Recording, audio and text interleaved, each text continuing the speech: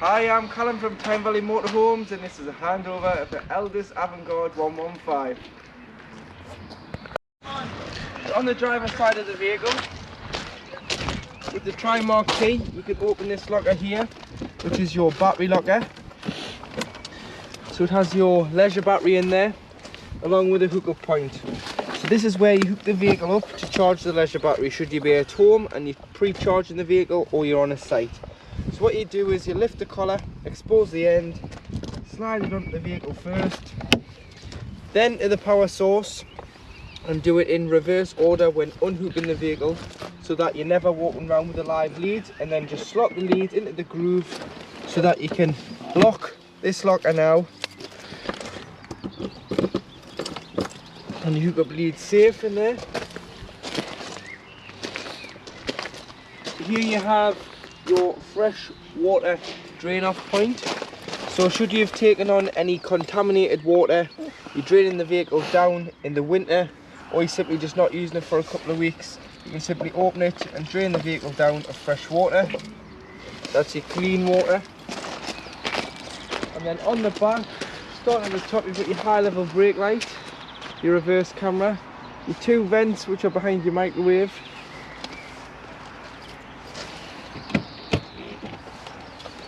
cassette toilet. So to operate your cassette, get the cassette out itself, lift the orange handle, slide it free of the vehicle. You can then drag it to a waste disposal point, which is normally near your toilet, or carry it, depends on how heavy it is. And then to empty, you just take the grey cap off, press the orange button at the back and tip the content of the cassette out. Then you would put some water in, give it a quick rinse and tip out again. Then you would go in with a cap full of the chemical, so either the blue or the green, into here, and it's good to go back into the motorhome. But check with your sites what chemical they prefer to use, because some people now want you to use the green, it's more environmentally friendly. Next to it you have your fresh water intake. So this is how you fill the vehicle with fresh water. So you'll need to go and get yourself a hose pipe and some hose pipe connections, as it's mainly just a brass tap on site. Pop the flat end of the hose in here, in between the two lugs there, and wait until it either overflows or until you're happy there's enough water on board, which you can see on the main control panel. This is lockable with a small key. And then you do have your tow bar with 13-pin electrics on the back. Trust tow bar.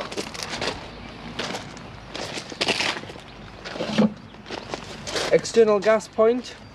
So there's a quick release connector there that you need to cut off. That clips into the bottom here, and you'll need some Jubilee clips and some gas hosing. Connect it all together, and then you can give gas to your Kadak or external barbecue by turning the gas tap on, and that'll use the main bottles on board instead of carrying a spare. The habitation door opens with a round-headed key. There's only one large round-headed key which opens the half door. You've got your awning, your fuel harvester awning, and your awning light. This tap here, being the grey one, is your grey water waste. So normally on the way out of your site, if you're not on a super pitch, you drive over the grey waste disposal point, open it up, and that's any water you've used. So shower water, hand basin water, dishes water, anything that you've put down a plug hole goes into here, and you need to make sure that you drain it off before you leave your site, because you wouldn't want to drive around with the added weight, and make sure that's fully drained off in the winter. External 230-volt socket. So this is on your awning side, so if you need power for a electric barbecue or anything powering the awning, you've got the power point there. And then here you've got your LPG locker, so your gas locker. So this customer has added gas flow to the vehicle. They don't come standard with gas flow on.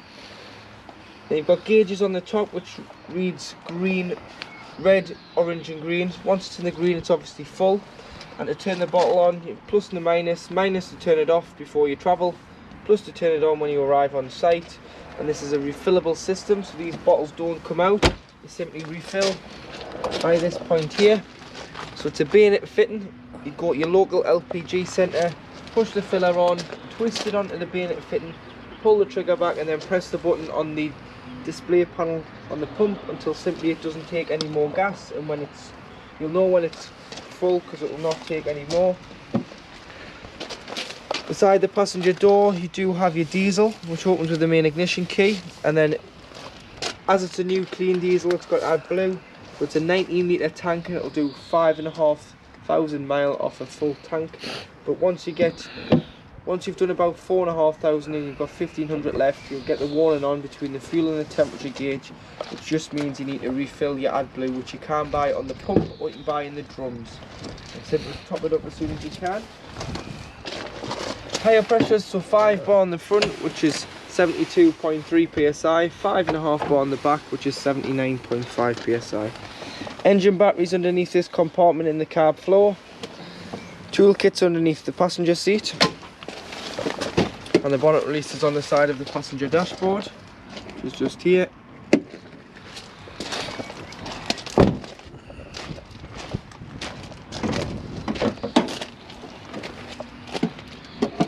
Under the bonnet you've got all your fluids to the left hand side. The main one you're going to need is your screen wash, which is here, and then you can lift this panel off and you've got your power steering fluid, your coolant, your brake fluid, your oil filler and dipstick for checking the levels, followed by an earthing point for giving or receiving a jump start, and then between the air filter and the headlight, little square box here, put your key in, lift that up. This exposes the positive terminal on here for giving or receiving a jump start. And then finally you've got your weight plate, so 3.3 tonne, and then with the tow bar on you can tow 2 tonnes, which gives a 5.3 train weight. That's the plate from when it was a chassis cab, and then you've got your paint code here, which is 210 for the white.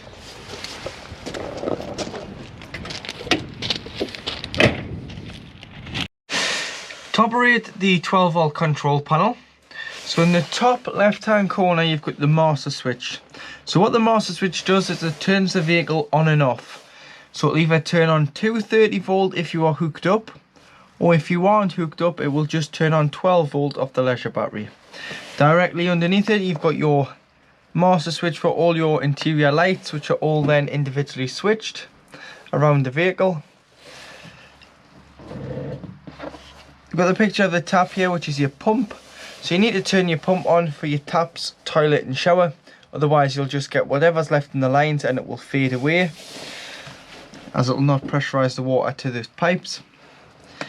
Awning light, which is the light on the outside of the vehicle, followed by your leisure battery reading. Take the hookup out to get a true reading of the battery, as sometimes the hookup can give a false reading. And then you do have your water level there as well. So that does your water and that does your leisure battery. To operate the heating and hot water, which is a wheel system, this is a control panel. So to operate, at the top you've got the hot water. So if you press the hot water button, it'll go through the various sources that you can heat the water on. So you have frost start, which is approximately 5 degrees. And so it just keeps it above freezing. Then you've got one wiggly line, which is 1 kilowatt of electric, so 750 watts. So if you are on a smaller CL site or abroad, you may have to use this setting. If you're on sites throughout the UK, you can use the next setting, which is 2 wiggly lines, which is 1500 watts, 2 kilowatts of mains electric. So if you're on a site, you've paid your site fees, don't waste your gas, use their electric. So you'd use this source here. If you were, however, while camping, you will have to use gas, which is just a gas flame on its own, and it uses your gas bottles. So that you'd have no other way of heating your water or the vehicle, so you'd have to use gas. Then you've got gas and 1 kilowatt of electric, known as mixture 1. So if you were in desperate need of heating and hot water, but you were on a smaller CL site which can't handle 2 kilowatts, you may have to use gas and 1 kilowatt of electric. But if you're on most sites throughout the UK, you can use gas and 2 kilowatts of electric. So you'd normally use this if you were in desperate need of hot water. So it'll reduce the time it takes to heat the water by using both sources. So I would say you'd get hot water in around 5 to 7 minutes on gas and electric, and then you would turn the gas off and allow the electric to continue to heat the water, but the gas will give you a good boost to reduce the time it takes to heat the water. And then the next source here, you have your heating. So this is the actual heating of the motorhome. So 1 wiggly line, 1 kilowatt, 750 watts. So very much the same as the water. 2 kilowatts, 1500 watts of mains electric, 2 wiggly lines. 3 kilowatts, which is 3 wiggly lines of mains electric. Gas, if you're wild camping, you'd have to heat your vehicle off gas. And then you've got gas and 2 kilowatts of electric. So again, if you're away in the winter and it was really cold and you didn't want to sit in a cold van, pop gas and 2 kilowatts of electric on and it should heat your van up in about 10 minutes. And then here you do have your temperature. So where this little orange light is, that's 30 degrees. If I go to, you'll see I'll start to move it, that's around 15 degrees of heating your vehicle. So you can choose the temperature that you want the van to be, and then should you ever get a warning exclamation mark down this side, it's probably because you've turned the system off too quick. So never, if you've got the heating and hot water on, never now go and touch the control panel and knock the vehicle off. Don't do that, because what you do is, this is doing a cycle. You've broke the cycle of the heater and water heater. So what you've got to do is you've got to turn it off like so the control panel's gone blank. If you've had it on, you'll hear the fans whirring in the background as it gets rid of the excess heat in the heater until the fans fall silent, and then you can turn the master switch off or start the vehicle's engine. But should you get a warning triangle and you want rid of it, what you do is you press, say it was the water heater, came up here, you'd press the water heater and the plus button together, press and hold until that eliminated. Or if it was the heater, you'd press the heater and the plus button together until the red exclamation mark eliminated from the panel.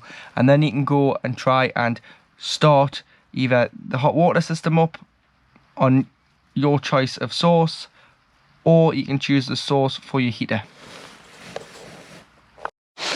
To operate your Dometic fridge freezer, so that you've got a 3-way fridge. So this is your 3-way selector. So at the top, in the position it is in now, is off. So the fridge is off. Obviously you'd put that in this position if you were storing it, or if it was parked up on the driveway not in use. And then the next one going in order is mains 230 volt. So you've got to be hooked up for this one to work. So this is hook up. And this will act as a household fridge on 230 volts. So if you're on a site, you can put it on hookup. Or if you are pre-chilling the fridge before you go away, you put it on hookup. And then when you come to drive, you put on battery. And what the battery does is, it's a 12 volt feed off the engine alternator. And it will keep the temperature the same as what it was at when departing. So if you've pre-chilled it, you've put your shopping in the night before, you've allowed that to cool before you set off from home, put on a battery, and then it'll keep your shopping nice and fresh until you arrive on your site and either go back to hook up or you go to gas, which I'll show you how to light the fridge on gas in a moment. Or if you move from site to site, of course you can use the battery setting, which keeps the shopping nice and fresh. It'll make it no cooler, but it'll make it no warmer either. It'll just keep it at the right temperature and it'll act like a cool box. And then finally you do have the gas. So gas at the bottom.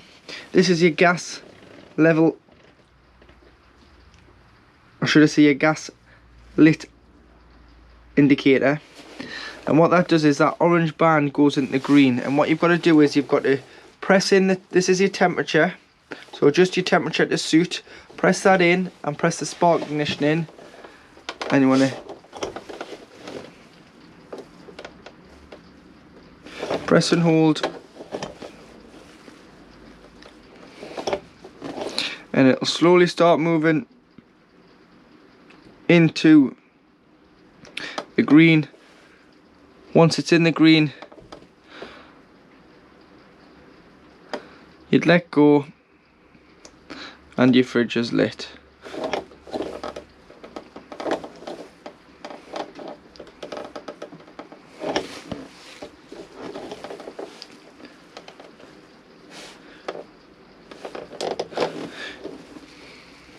So as you can see there, it's in the green. The fridge is now lit on gas. So that's your three sources there, your temperature and your spark ignition for your gas, with your gas indicator there to say it's on gas. When you've finished using the fridge, we always recommend that you clean the fridge out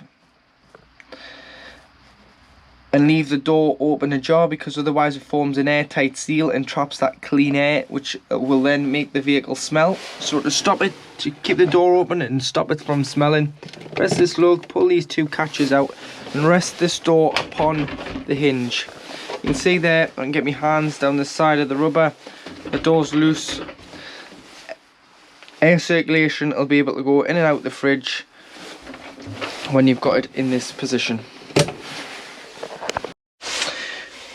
So for the cooking facilities, you do have 3 gas rings, one stand there at the back, so you can rest your pan on there, and then you've got 3 rings. So there's one, there's 2,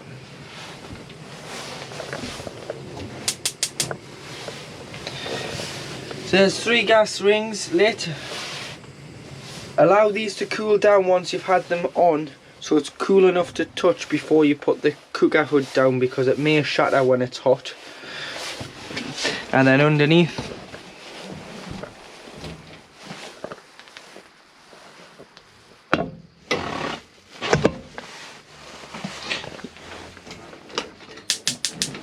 you've got grill, and then underneath the grill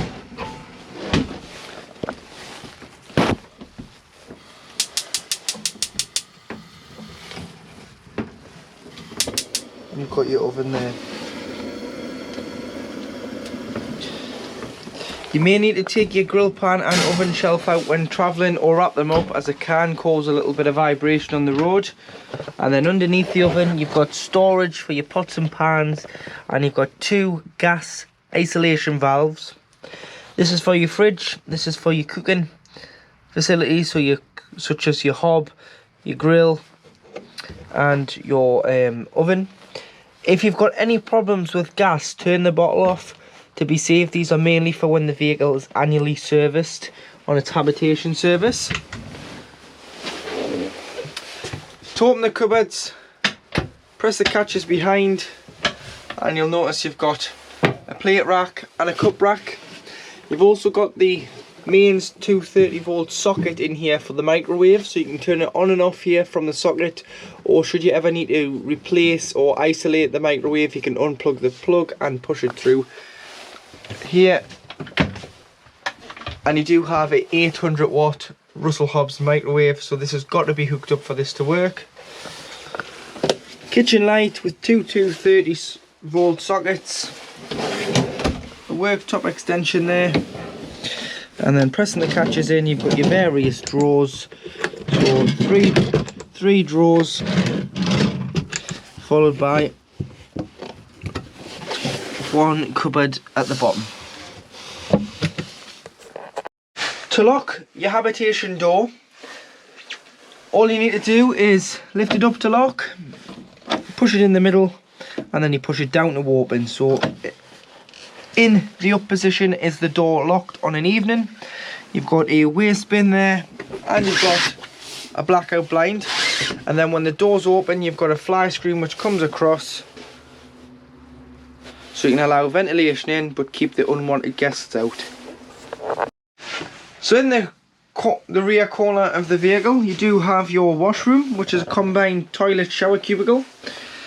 So to operate the toilet first, So you need to press the blue button at the back, which is your fresh water flush, ensuring that the pump is on, because you've got to have the pump on to pressurise the water. So put a bit of water in first. A little bit of water in there. And then what you do is, that keeps the seal between the cassette and the blade lubricated.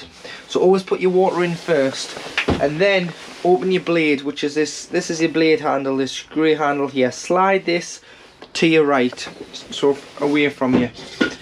Use the toilet, obviously flush after use. If you've got any pink liquid, obviously this motorhome doesn't take it because it doesn't have a dedicated header tank like some motorhomes and caravans do. But what you can do is you can put a small amount into a spray bottle, pop it out, some water in there and dilute it, spray the bowl, flush, it'll do the same job. And then once you've used the toilet and flushed, you want to shut the blade, which shuts the cassette off from the top of the toilet, so you slide it to the left. And that will stop any smells, any spillages, and it'll mean that if the cassette indicates that it's full, which it will here underneath the diagram of the cassette, it's ready just to be pulled out the back of the van and taken to be emptied. Toiletry cabinet, 3 towel hangers, which also works for coats, wet coats. Your plug is a push plug, so just push it up and down. And then when you're winterising it, when you've finished with the van for the year, you've used it, you're now going to spend Christmas at home, you'll want to drain it all down, the freshen the waste outside, the boiler, all the taps open throughout the van.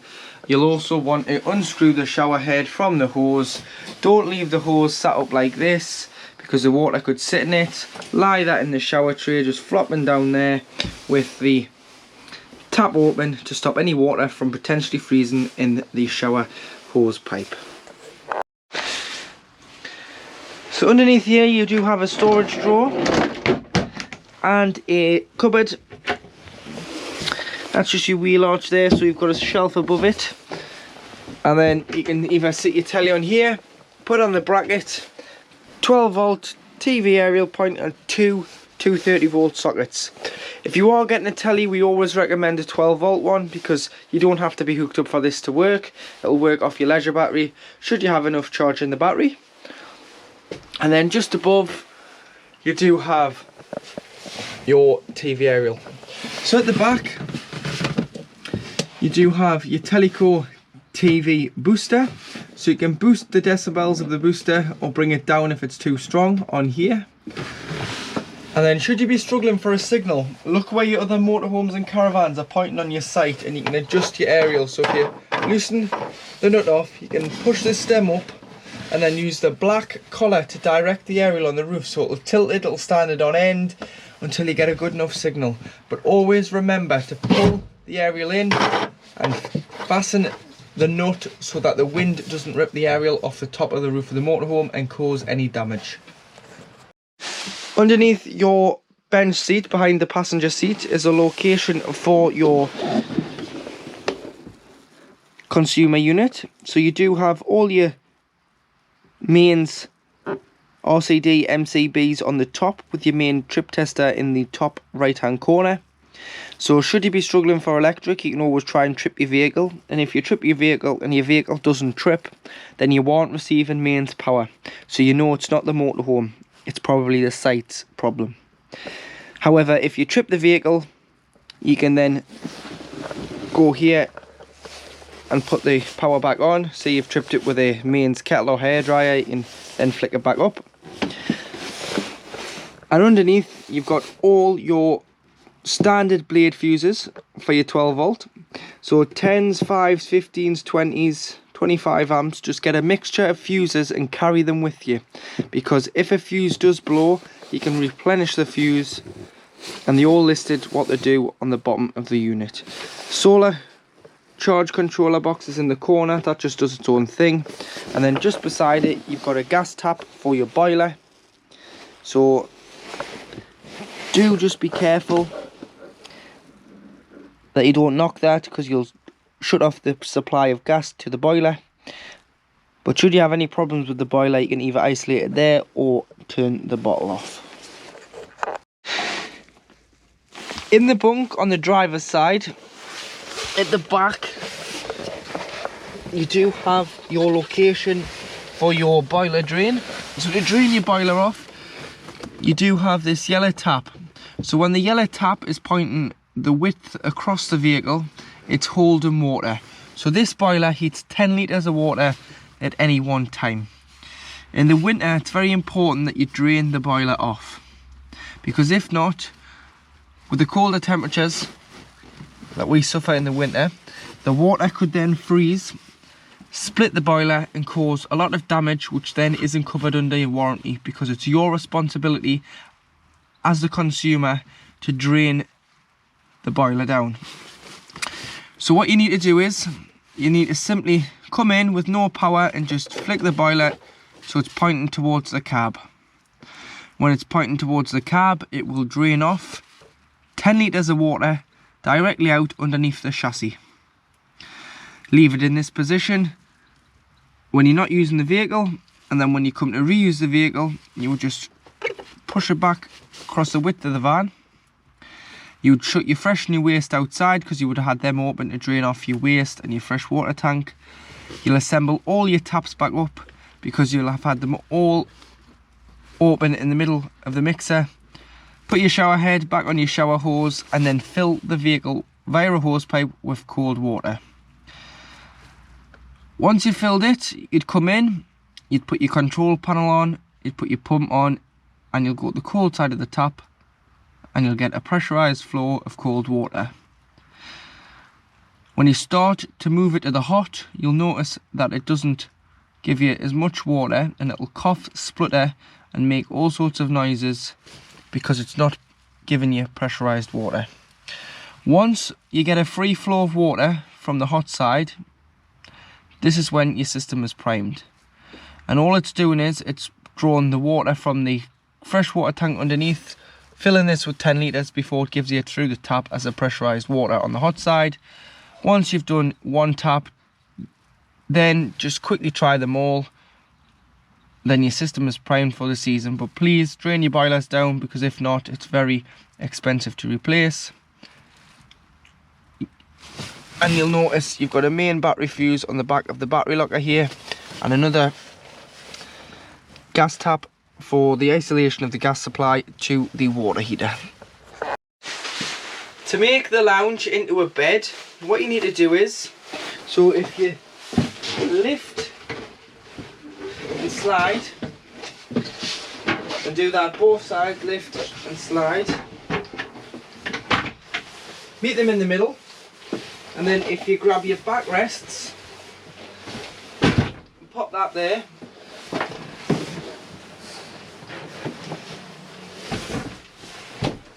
grab the other backrest, squeeze them in as you want it to be a tight fit, and here you have a double bed across the width of the vehicle. Obviously you can remove these and the cushions when using it. You may want to also turn the base cushions upside down so you get the flatter surface to sleep on, but it's your choice. And then you can put a fitted sheet on, your duvet, and you can sleep across the width of the vehicle. So now in the cab, which is a Peugeot Boxer, the handbrake, you'll find it down the right hand side of the driver's seat. So it's just down here. So there's your handbrake, and then on the driver's door you've got electrically operated driver and passenger window, and at the front you've got electrically operated wing mirrors. Obviously they don't fold electrically, they are just a manual fold, but they're electrically glass operated, so you can move the glass. So choose the mirror you want,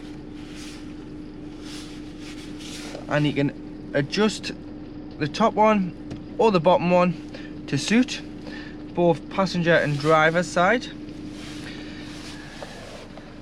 And then to black the cab out, so you've got two choices. You've got curtains, which are great for in the winter as a more of a thermal insulation, or you do have your Remus cab blinds, which pinch, slide them down, that's the driver's door done, which will be exactly the same on the passenger side.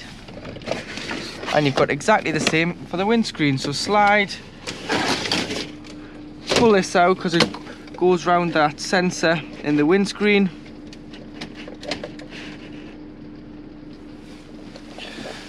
Pull this side out.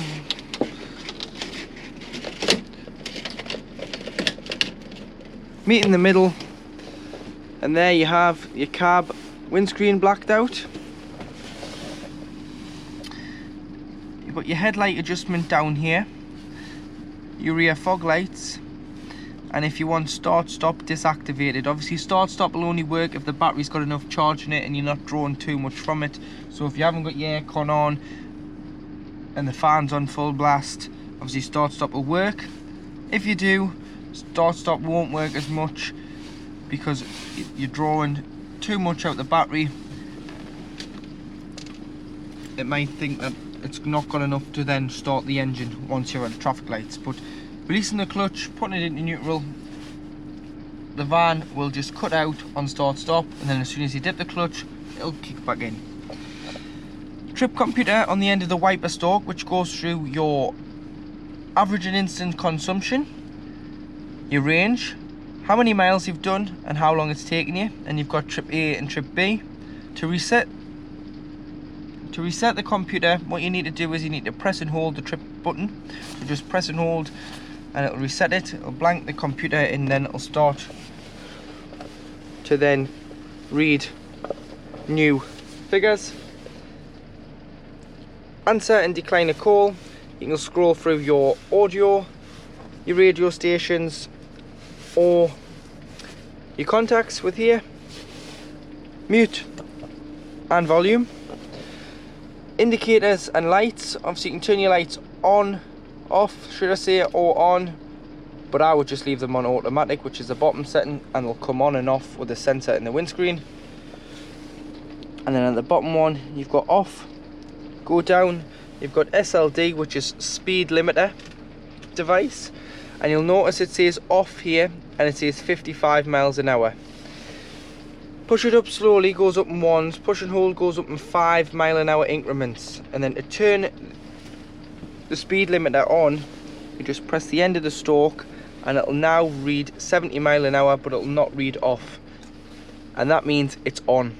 So press the accelerator, it won't go over 70 mile an hour until you let off and floor the accelerator, and it'll go over the speed that you've set it to as a safety feature. So if you're going through a 50 mile an hour speed camera zone, you might want to set it at 50.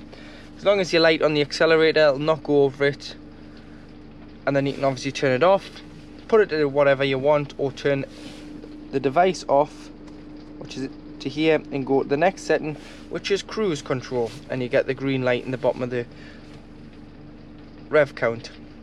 And then all you do is you push it up and it'll say it's set to so many miles per hour, which is flashing there underneath Monday, and it'll tell you what the cruise control is set at.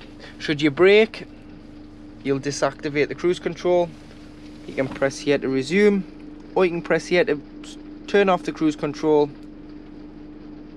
if you're getting too close to something, and then you can press again to resume it to the last speed it was set at before the engine was turned off. Reverse camera's on all the time on the mirror there, and then you would just lift the collar into reverse, and that's the vehicle into reverse. Cup holders, USB for the head unit.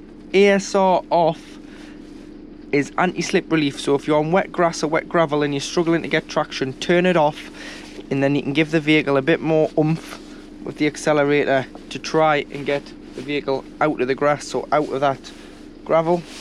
Hazards, locks the cab doors on an evening. Heated mirrors, so should they be icy or wet, you can put these on and they should clear up and you should get great visibility out the mirrors. USB for charging and 12 volt for charging. And then you do have your temperature on the outside ring on the left hand side with the fan speed on the in, so you can adjust from 1 to 4. Must be on at least 1 for the aircon to work, which is this button here. And then on the right hand outer ring you've got your distribution, so whether you wanted to go to face, feet or screen, and whether you are bringing fresh air in, or you're recirculating air within the vehicle. Then finally, your head unit, top rate your head unit, it is DAB, FM, AM. You press radio, just scroll through all three of those. But you normally just leave it on DAB. It's got FM linking, so if you're struggling to get a DAB signal, it'll go to FM. Scroll for your favourite stations, press 1 to 6, wait until it beeps and it'll save your favourite radio stations. Otherwise, you can use media, which will come off the USB. So it doesn't take a CD, so if you put loads of CDs onto a memory stick, just pop it in here. It'll then play the audio on the USB. Or you can pair your phone, so you can go to a phone, no phone connected, you want to press enter. You want to say add a phone, and you want to find my car in your settings of your phone you want to connect. It'll come up, does the pin match, just press pair. Then it'll ask you if you want to download your contacts, just press allow, and it'll download the contacts into here. So when you go to phone, you can go to your previous call list, your contacts, and you can dial whoever you want through the phone book, or whoever rings will come up with a name instead of just a number if they're saved in your phone book.